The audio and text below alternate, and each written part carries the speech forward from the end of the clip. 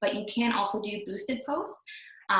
That's putting a budget against an organic post. And you should boost posts that are already performing well. So say, for example, you've posted about a product or an upcoming event that you have and the response has been great. Those are usually the posts that you're gonna wanna capitalize on and kind of put some money against, because you know that content's already engaging.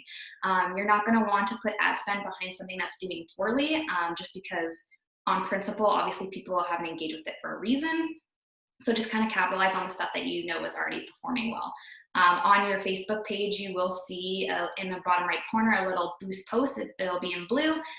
It's really simple targeting. I like the more kind of in-depth ads, which I'm going to be talking about mostly in this presentation.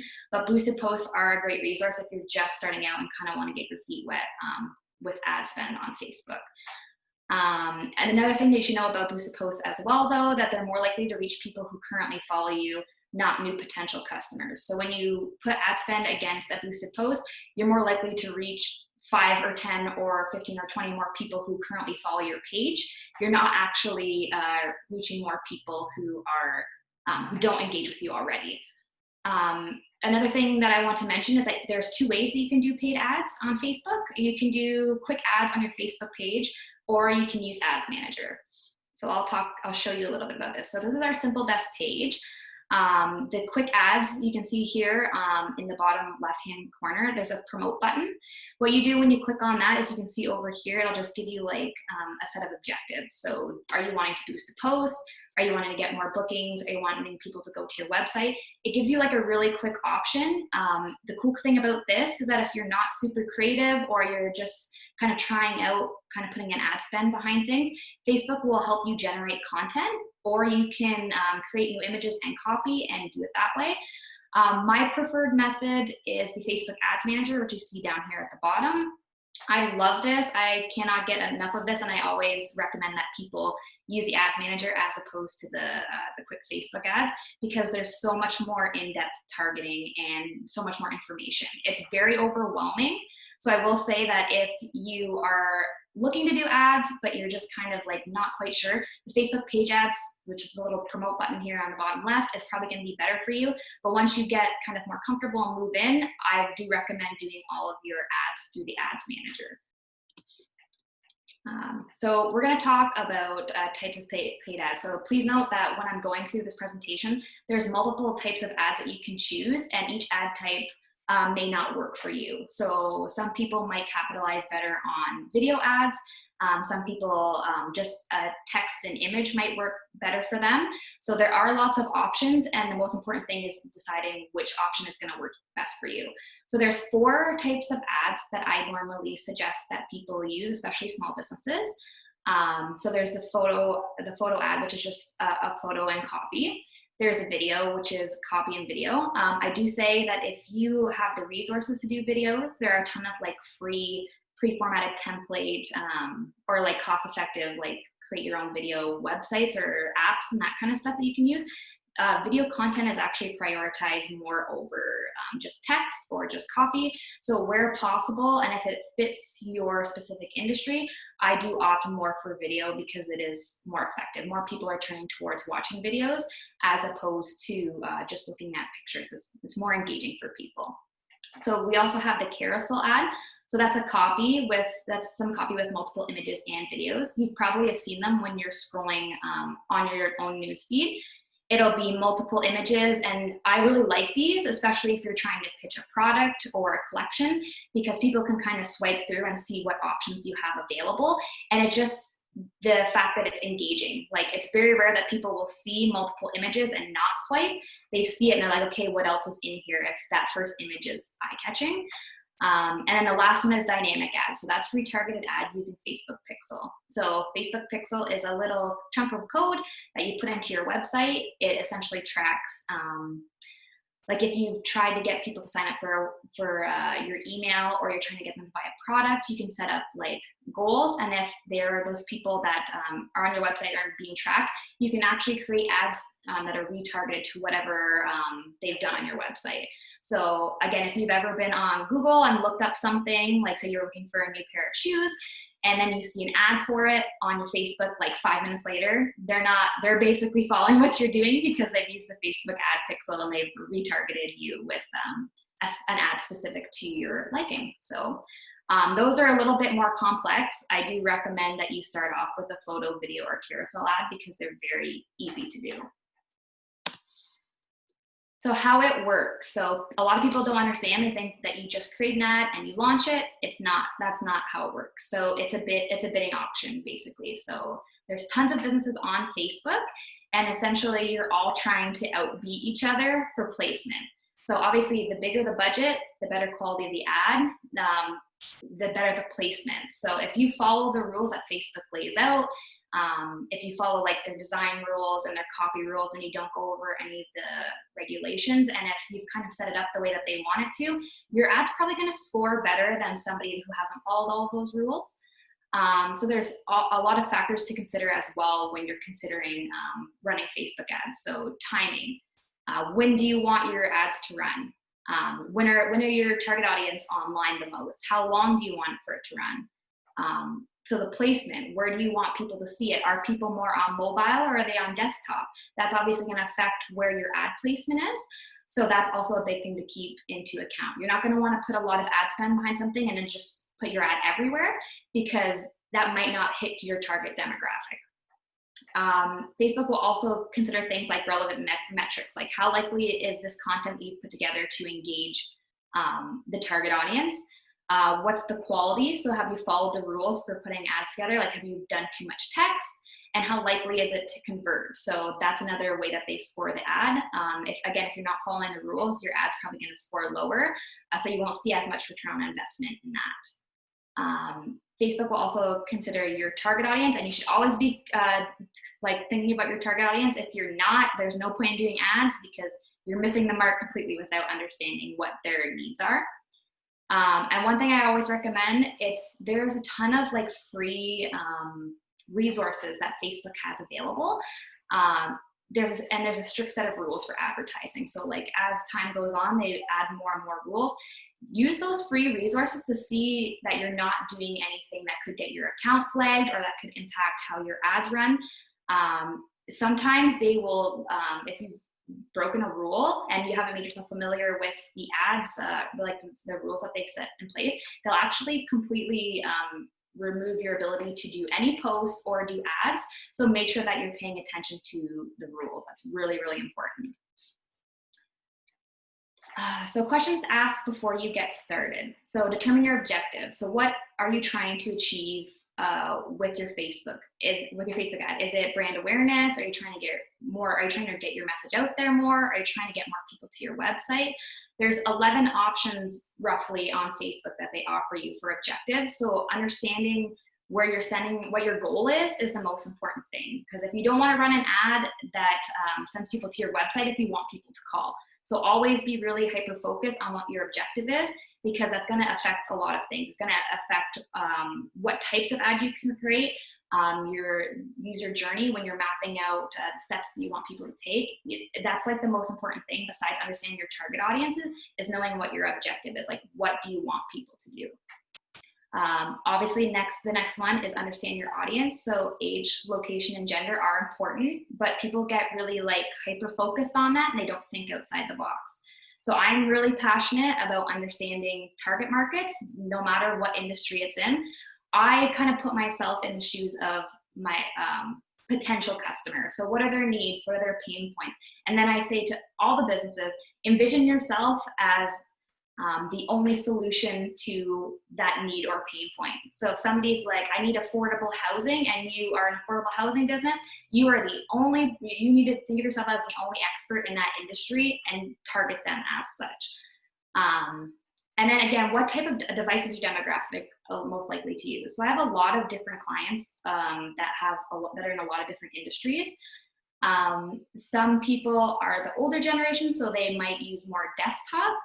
And then some have millennials or Gen Z, and they're more on their phone. So understand what devices your demographic is more than likely going to be using when you're doing ads, because that's going to affect where you decide to place your ads. So then also a big thing is, what's your goals? Are you selling a product? Are you getting people to sign up? What do you want to see from this Facebook ad?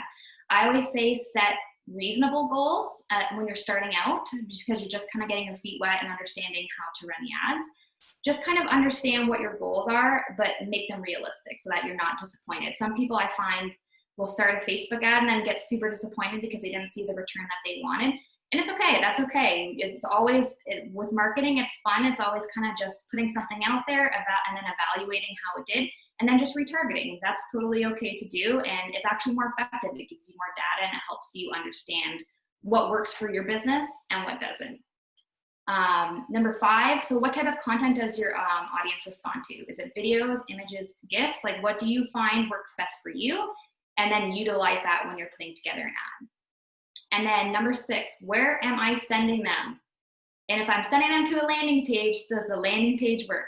I can't tell you how many people I've seen that have done an ad and they just sent the potential like new leads to the homepage when they want them to contact them directly. So you've got to think about the buyer journey, and the less steps that somebody has to take, the more likely you are to convert. So if you're sending somebody to 7 different pages on your website before they can get where you want them to go, you're going to probably lose them and you're not going to see the conversions. But if you're going to send them directly to where you want them to go on your site, or if you're going to link them directly to a phone number to call you, that's going to be the best option because it's like a direct connection to whatever it is you want them to do.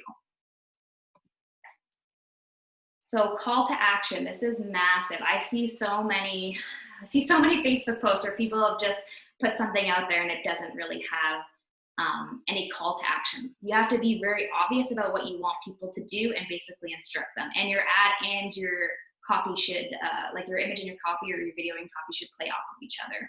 So do you want people to call, fill out a form, or message you on Messenger? That's another cool ad type that you can do on Facebook. You can have them message you directly.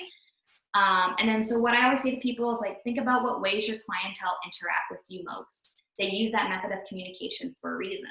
So an example of this is one of my clients has a target demographic of 50 to 65, and they all call him directly. So when he was doing ads and we were kind of discussing, he mentioned that he wanted to do, send them to the contact us page. So then I said, what ways have you found, or like what's the most important, or what do you see like people kind of reaching out to you the most? And for him it was call. So we adjusted where people were being sent, and we see more return on investment that way because we're kind of capitalizing on ways we know people like to communicate, like that specific demographic, and we're making it easy for them to get into contact with that business. So this is totally dependent on your experience and your target audience.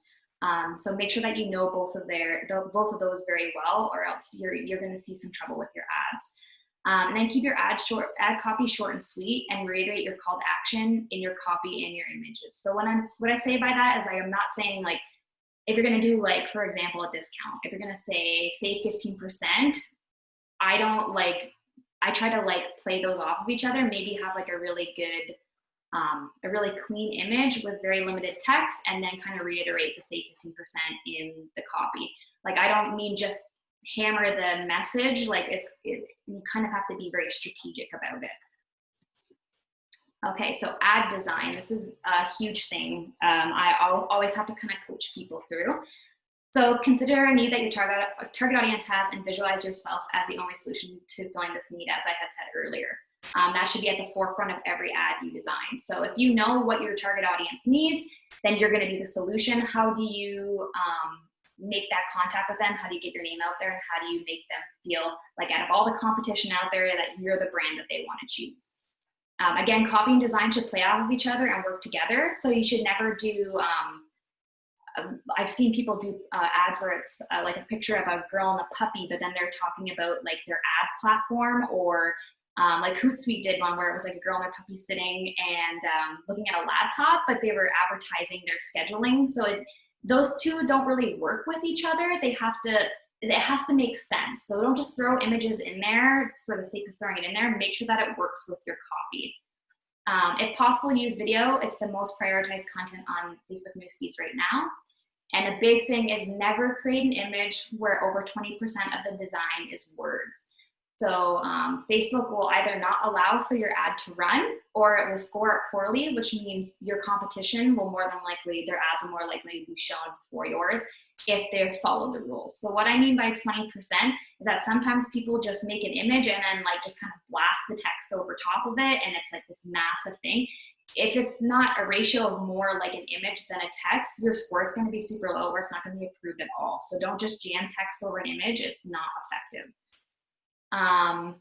When designing an ad for Facebook and Instagram, make sure that the ads are designed properly. So if you don't size it properly, it's gonna look stretched, or it's not gonna fit the area properly, or it's gonna be cropped.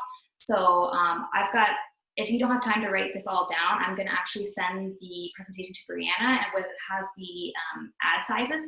The ad sizes are also easy to find if you just search like Facebook ad specs, and it'll tell you like what size to design. So before you do anything, make sure that you're following those design rules. I've seen a lot of people actually do ads and it's been like cropped or the image is stretched, and it's just horrible because you're spending time and you're putting effort behind your business. We want to see you be successful. We don't want you to put time and effort and money behind something that's not going to work. Images and video are what reel people in. The copy, I find, is just to support. So we are in a generation now where everybody's just scrolling and they're waiting for that thing that really catches their attention. So I find that if you can kind of capitalize, even if you use stock photos are totally fine. If you can find good photos that work for your brand, or if you have great photos already of products or services, or even pictures of yourself do really well because people see a face behind the business, I recommend doing that. Create it in a way that makes people stop and be like, oh, okay, I'm interested in learning a little bit more about this business. And then the copy should always support that image. So they stop for a reason. What additional information can you provide using the copy? And then I always say your headline should be attention grabbing as well. So when you design an ad, they'll give you the option to do the copy at the top with the image or the video. And then you'll be able to like design kind of how the ad appears. So it'll be a headline like save 15% or whatever. That's an example of a headline. I like to make my headlines like a solution to a problem. So for example, we just did a Facebook course where people can learn online. We have Simple Desk Business Academy, and it's affordable kind of education for small business owners who are not ready to outsource, but they want to kind of expand their own skills. So we did an ad for them, and my headline was something to the effect of learn how to master Facebook on your own time, because all of our courses are learn at your own pace. And that did really well because it was kind of short, catchy, and to the point. Brianna, do we have any questions by chance? Nothing yet. Nothing yet? Okay. Don't be afraid to ask me to clarify or slow down. I always say, like when I'm doing these webinars, I'm super passionate about marketing, and the amount of knowledge that I receive and that I'm learning daily can kind of get overwhelming. So sometimes I'll go and I'll be really excited, but if you need me to just slow down, don't be afraid to say that. So here are the image specs. So you'll see the ad sizes are different in comparison to Facebook and Instagram. 1200 by 628 pixels. So pixels is a sizing. Most people will be like, I'm more familiar with centimeters and inches, you know what I mean? But pixels is how we measure sizing. There's different sizes for like for the images, for stories, for videos, and for carousel, all that kind of stuff. So I will give this to Brianna, and so you don't have to worry about writing it down. So make sure that when you're putting ads together, you're always branding your images and videos in some way. Whether that be, I always say to go for the trifecta, so do your fonts, do your logo, and then do some form of color. Like if you've got 3 colors, stick with one, or play around, see what works, because you want anytime, especially if people do engage with you, anytime that they see your content, to stop and be like, oh, I love that brand. Like with Simple Desk, we have a lot of people who are just genuine supporters of what we do, and they may not be clients, but they support what we do 100%. So those people are always, they'll scroll and they'll be like, oh, I loved your content this week, like your Facebook and Instagram are great. They want to support, so even a little like supports your business. So keep everything branded so that people can recognize your content and engage with it. I always say high quality stock images. If you're unable to hire a photographer, or if you don't have the skills to create something, go on Pixabay. It's a free, it's not as great as something like Shutterstock, but it's a free website where you can download stock photos. And some of the quality of the images are great. Like I've used them before in the past, and you can't even tell the difference when you're generating ads or just organic content. I always say too, for if you're gonna go the video route, if you're feeling brave or you're feeling creative and you want to do the video, always tell a story and make sure that story kind of harkens back to your call to action. But then also design them with sound, with and without sound. So what I mean by this is kind of envision like how your video works without sound. It should tell a story without you having to like do a voiceover. Like sometimes we see people will do a video, but all of the kind of like call to action and information is in the voiceover. We do this I don't recommend doing that. I recommend designing it so that it works with and without for two reasons. For one, accessibility. So if you don't put captions on your video, somebody who may be hard of hearing can't understand like what your content is. And two, who do you know that scrolls on a mobile device and watches a video with the sound on? So many people are scrolling and the sound's automatically muted. So you click on and you hear the video and if you're interested, and then you hear the content. So design it to kind of like hook people with just the imagery, and then the kind of like the voiceover, the music or whatever should just be kind of like an add-on. It all should be like the visual element. And then I say to small business owners, if you don't have Canva, get Canva. It's a great online resource for you guys. There is a free option, or if you want to pay, it's very affordable. You can get pre-formatted ad templates, and you can just switch out the images, the brand colors, and the fonts. So if you're just like, I want to get started, I don't have the manpower, or maybe I'm not creative, this is an amazing resource for you because everything's already pre-formatted to the correct sizes. You just have to take those templates and make them look like your brand. So I do really recommend doing that. You can find everything on that website. You can use the same ads for Instagram and Facebook. So if you're going to be promoting, I always say to people, do campaigns. So like figure out what your objective is and then do like a week or 2 weeks or 3 weeks or 4 weeks of that campaign to push it depending on what it is. And you can cross post your ads on Instagram and Facebook. For Instagram, I do recommend keeping your copy short and push them to both the Instagram stories and the news feeds. Instagram stories I do recommend because everybody's scrolling and like hitting and watching those videos. The great thing about Instagram stories when you're doing ads is it's as easy as swiping up. So like if they see your ad and it's effective and it kind of gets them excited, all they have to do is swipe up to get wherever it is that you want them to go. One thing that I do recommend is that if you're kind of going this route, use the ads manager to see how your ads look in Instagram now and tweak as needed. So why I say that is because sizing is different across the two platforms. Yes, you use Facebook Ads Manager to do Instagram ads, but the sizes are different. So the great thing about Ads Manager is that when you bring in copy and you bring in images as you're creating an ad, it shows you what it looks like. So you can go through the different options and see what it looks like and tweak as needed. I can almost guarantee that when you are going to cross post an ad on Facebook that you're gonna have to do a little bit of tweaking for your Instagram to make it look nice. For product-based businesses, I say for Instagram, look into collection ads. So this is a different type of Facebook ad. It's kind of like the carousel ad, but it allows you to showcase a collection of products or services. These are highly engaging again because of the way that they're formatted. It makes people want to stop and kind of look at the content because there's multiple images or videos to kind of go through. And you can link those directly actually to your shop, like to your website, so people can click on what they're interested in and it will take them directly to the website for purchase. So down here at the bottom, I've got some images. So this is what I was talking about in the bottom left-hand corner about more than 20% text. You can see that they've just kind of like jammed a bunch of text in here in an attempt to kind of like advertise what it is, like the 20% off. But one, it doesn't look good. And two, it breaks the rules. So like Facebook will score that lower if it allows it to run at all. This Google ad is a good example of what I'm trying to say. With less than 20% ad, they've got their logo, and then it's just like a nice little image, and this blue is branded to them, but it makes people stop. As opposed, like if you did a black, it might get lost in the newsfeed, but this one is kind of makes it pop. And then this headline, build what's next. what's next for my business. That makes people want to click. It's short and engaging, and it gets people excited to kind of engage with the ad. Ad placement, again, I'm going to kind of harken back to this because I find people just want to run ads and then don't really consider the target demographic as much as they should. So there's multiple placements available depending on what your call to action is. And then options will vary depending on what type of ad you design. So like I said, Facebook offers, I think, 11 options for what you want people to do. So do you want them to go to the website? Do you want them to convert? Do you want them to buy a product? Those are all options that you can select when you're putting an ad together.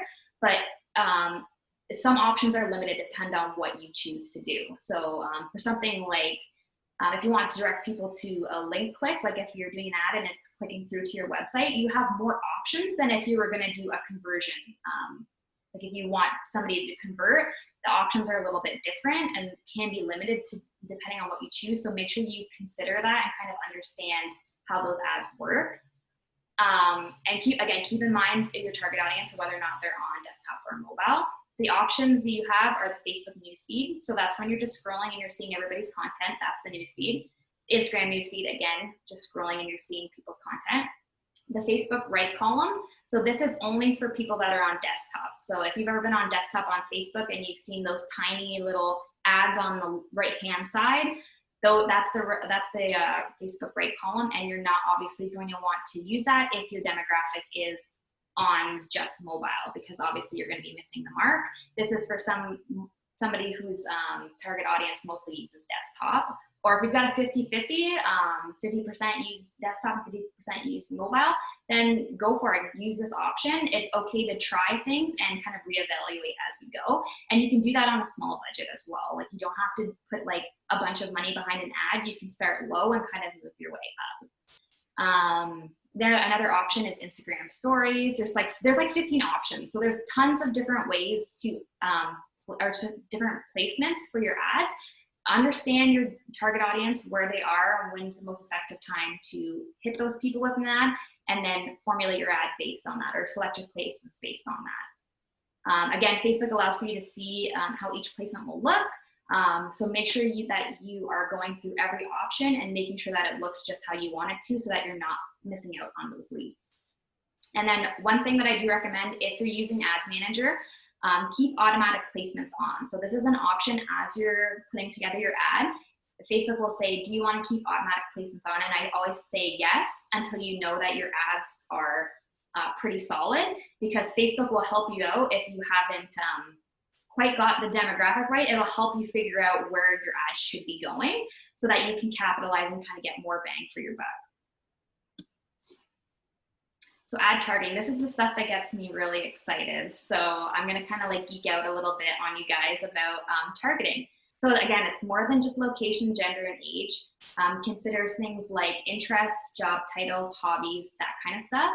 And make sure that your target audience is defined. So if you've got too broad of a scope, your ad's not gonna run as well, and you're not gonna see as good of a return on investment. Even if you've got like a killer ad, if it's not a well-defined audience, then you're just not going to see a good return.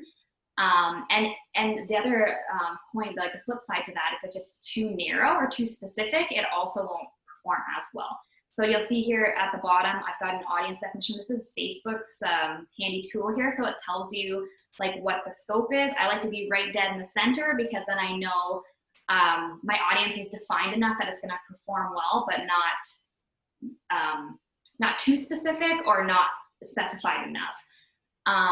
Once you've found an audience grouping that works, I recommend saving it on your Ads Manager, and then you can easily access it for your next ads. But I don't recommend just doing one ad set or one audience and seeing how I'm just using that all the time. I like to play around, especially depending on if you're a business that sells products. You might have products that hit a different demographic. So I will name ads based on a specific campaign, and then I will use a specific audience for that campaign. Then another campaign for a different product, I'll name it something different, and then I'll use a different audience. So that's also something to be cognizant about if you sell products, that maybe you have a variety of products and only 25 to 35-year-olds use this product, and then like 45 to 65 use So that always keep that in mind, no matter what you're putting together when it comes to Facebook. If you're not understanding your audience, you're not, unfortunately, your ads aren't going to perform well. So I've kind of just given you like a little overview of an audience that I've put together. So I worked with a client that was looking for like an audience of 50 to 65, kind of locally, but also kind of wanted to expand the reach. And when we were doing ads, we were kind of talking about what he felt his target audience was interested in. So we ran an ad just as a test. We put like $30 behind it and just kind of ran a test, and it didn't perform as well as it should. So then I took him through the steps and said, here's how I do an ad. Here's how I understand how to target my ads. I look at things like, yes, gender and location and what their job titles are, because if you know your target audience, you should know like what they do for a living. But then think about what their hobbies are. What are they interested in? This particular client was kind of for a demographic that had a little bit more money. And so maybe they're into sailing, maybe they're into cars. Understand what they're interested in, because you're more likely to reach people who are interested in your services. And another thing too is capitalize on the stuff around you. So in this particular targeting, the people who are 50 to 65 might be involved in the Lions Club. They might be involved in donating to charities. They might be into curling, that kind of stuff. Understand what a day-to-day looks like for your target audience, because that's going to help you kind of like really refine your targeting and then understand what kind of ads work best for them. So determining budget, this is a big thing. I think sometimes people with Facebook get a little bit overwhelmed because there's so much information, they just don't want to do anything wrong, but then they're just like, I don't know if I can do it on a low budget. And the answer I say to that every time is that you can do effective ads with a small budget. I ran an ad for Simple Desk like 2 weeks ago, and I put like, I think $25 behind it. I had a reach of like 13,000, and my ad was like targeted to a very small subset of people. So you can get a good reach just with a small budget. So there's two types of ad campaigns you can run. It's cost per click. So you pay a certain amount in the bidding auction. It really depends on what's going on, like what the competition is, how much that click costs you. But that's the most effective ad campaign. Cost per impression is a little bit trickier. You pay for every 1,000 impressions. So I think when I say that, people are like, oh gosh, like of course I want to pay per 1,000. But one thing to remember about that is that that's not an option for all of what am I trying to say? That's not an option for all the objectives. So if you're trying to get people to the website, a cost per impression might not be an option. It really depends on what kind of objective you set up. I always strongly recommend using a cost per click campaign the first time you go into advertising, because it's very easy to not go over your budget using a cost per click. Cost per impression, it's very easy to kind of let it get away from you. And sometimes when you're doing a cost per impression campaign, there's no budget, like you can't put a cap on your ad, which I always recommend doing as well. Set a cap. So like if you're running an ad for a week, set it at, if you want to do $45, set it as, once my $45 is up, I don't want to spend anymore.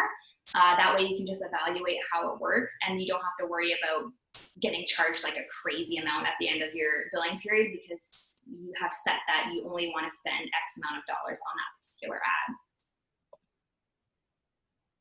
So again, depending on your call to action, some must be cost per impression, but I do really recommend straying away from that until you get more familiar with ads. Remember, the higher the budget, the more likely you are to have your ads kind of show up higher than the competition. But again, that really depends on how competitive the market is. So if you've got like a ton of people trying to vie for the same spot, you may need to have a higher budget. But like I said, I've run effective ad campaigns with, I think, most $25. It's, if you've got your target audience nailed down and you've got good ads, it's possible. Anything's possible. Sky's the limit. I do really believe that if you understand what's going on and how to put these ads together properly, you can see some return on investment that way. But I do say start low. So as a beginner, just set your budget 25 to 35 and measure the effectiveness. Then as you kind of get more comfortable and you've tweaked your ads, start putting a little bit more ad spend behind it. You should delegate a certain budget per month on Facebook ads. because unfortunately of the algorithm, they're prioritizing they're kind of pushing you towards paid advertising anyway. The organic reach is super low. So you're kind of getting more in front of people by doing paid ads. So I do recommend kind of setting aside some money every month to kind of do some Facebook ads. So again, run one ad, then use the metrics provided from your first ad, retarget, and then tailor your budget as needed. I do usually recommend, like, once you're comfortable, $50 to $100 for ads. But like I said, you can run a successful ad campaign on 35. That's not mandatory. I just find the more budget that you have, you can obviously get more reach because you've got more money. That can run longer, and it really just depends on what kind of ad content you're coming up with. I do recommend running an ad for a week. That's usually what I do, is I run it for a week to just kind of measure effectiveness. You can deploy the ad right as soon as you're finished designing it, or you can kind of, if you're aligning it with a certain campaign, you can set it to run at a certain time. Facebook will kind of go through and make sure everything's good, and then they'll approve it. Tips and tricks, and just kind of like recapping. So again, experiment with your targeting often. It's okay to make mistakes. I think sometimes people just get overwhelmed because they're not seeing the return on investment, because it can be a little bit tricky. If you don't know like the insides and outs of Facebook advertising, it can be overwhelming. I always say to people, like, Simple Desk, we're like a resource. We kind of like, people either hire us to do the work, or we just kind of pal with people in the community and kind of give them tips and tricks and that kind of stuff. Just try something and see how it works, because I don't really see that as a failure, like if it doesn't do well, because any data that you get from that is going to help you create better ads. It's going to tell you something about what you've put together or about your audience that you may not have known. You can use that to make a better ad. Again, use Facebook Pixel to track and remarket. I really recommend this, especially if you're selling products or services, because it's as simple as just putting a little bit of code onto your site and then using that through the ads manager, setting up kind of goals or like events that you want people to take before they're hit with an ad. That can be kind of complicated. So if you have any questions about that, like after the webinar, let me know. But that's a really big seller for people. And that's where you probably see a lot of the own ads that come up on your newsfeed, is because you've been looking at something on a website and they've got Facebook Pixel, and then they retarget you with an ad. And make sure your Instagram page is set up as a business page. So you cannot do paid ads or share your ads if your Instagram page is not set up as a business page. So sometimes people will set it up, especially small businesses, because they're well known in the community. They'll set it up as them personally, but then it not switched over to business. So you miss out on analytics, and you miss out on the ability to advertise, do paid advertising. So again, track and optimize your ads. Doesn't matter how great you get at it, always look at what is happening with your ads and then reevaluate as needed. I do this with every ad campaign. Doesn't matter if I feel pretty like, if I love the results and the results are great, I still take the time to look at the analytics and go from there. Again, consider your placements very carefully. So obviously you're not going to select the options to advertise on desktop if 99% of your following is on mobile. When starting out, set a big cap. So always set a big cap until you're comfortable with the ads running. I always say focus on mobile content first. So make sure everything looks good on mobile anyway before you worry about desktop. And then always evaluate where you're sending people. Is your web page optimized? Is it effective? Map out your customer journey. So figure out what steps you want them to take, where you can eliminate steps, what's the most effective way for them to contact you or to sign up for your email, that kind of stuff. Make sure you have a clear path, because that's going to dictate, one, the type of ad that you create, and two, how effective that ad is. So if your ad can be great, but if you don't have a really clear path, it's not going to be effective. So again, the less steps that you can take, the better. So use page ads to begin. So remember that little blue promote button on the bottom left-hand side there on your page.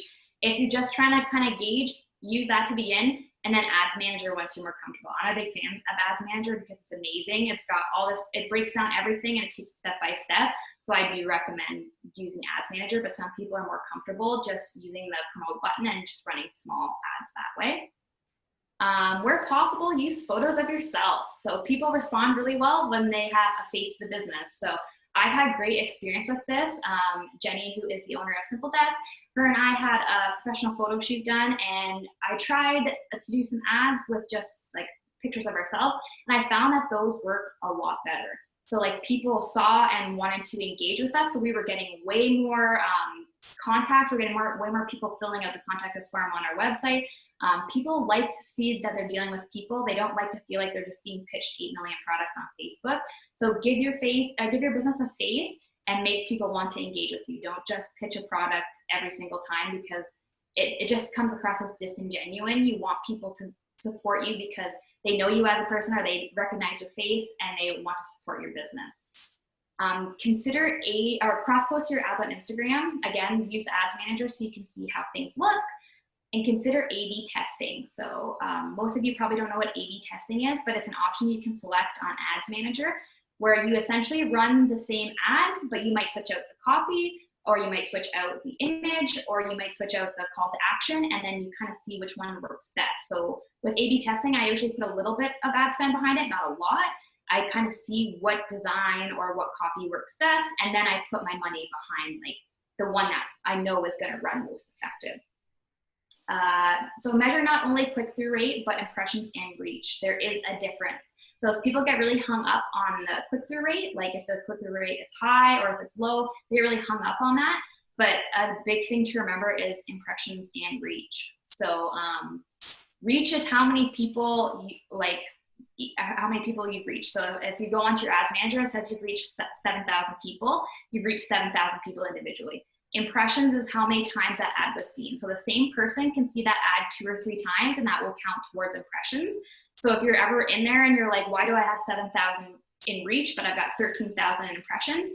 Those 7,000 people probably saw your ad more than once. That's what they mean kind of by impression. And I always think that having a big reach and impression is good as well, because you're kind of just getting your brand out there. People are more aware of you. So I don't think that necessarily it's a bad thing if you have a high impression reach, but not a good click-through rate. It means you're doing something right, but you could be doing something better.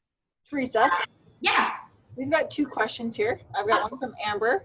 Where do you find the Ads Manager? I believe that she means on Facebook. Yeah. So I usually, if you go to the promote button, like if you go into the ads insights or whatever on your page, you'll see like it'll have like the easy to do ads, like the ones I was talking about, the page ads. In the very bottom, like at the very, very bottom in small font, it says go into Ads Manager with a little link, and you click on that, or you can just Google Ads Manager. And if you're logged into Facebook, once you click create ad, it'll automatically pull up your Ads Manager account. And then we have one more question from Carrie Ramsey. Yeah. It says, I set up my ads on Facebook. Where is the button to send them to Instagram as well? Yeah, so it depends on what objective you picked, but in the, so it's ads, like the ad set, or I think it's just the ad, like when you're designing the ad, there'll be a section where it essentially will say, where you pull in your copy. So you pull in your copy, you pull in your images. On the right-hand side, you'll see something that says placements, and you can select which placements you want. So like I automatically have, because I've got my Facebook and my Instagram page connected, like the Simple Desk Instagram and Facebook page are connected through Creator Studio, it automatically selects it for me, but you can select it on the right-hand side. It'll show you all the different placements, what they look like, and you can select whether or not you want to actually advertise on that platform. Because some people don't have followers on Instagram, or they don't even have an Instagram page. So their ad spend would be best spent obviously on Facebook. So just be aware that sometimes like ours is already toggled on, but you can select it individually where it's placed. And would it cost more money? That's my question. So to have them on both Facebook and Instagram, would it cost more money to have them on both? Or do you know if it's the same price from if you just do a Facebook ad, but you want to add it to Instagram? Yeah, so can you just click the button, or does it cost more money? Do you know?